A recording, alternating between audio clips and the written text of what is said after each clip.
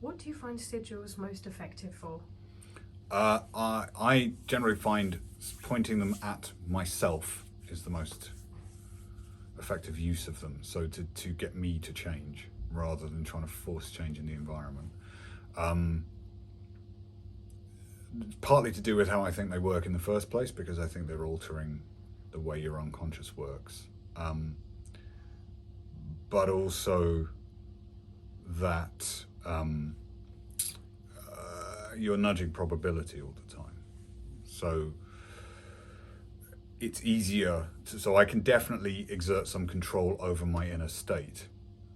So it's easier to kind of do that with a sigil than it is to point it and try and get someone else to change. That tends to be quite difficult. It's possible. And I have seen it done and have done it, but it tends to be much more tricky in the outcome. And I found it just more effective to point at myself.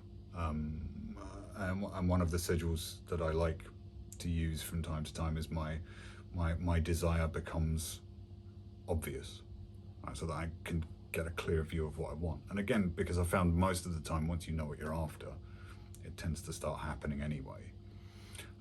So yeah, that would be my thing, is if you're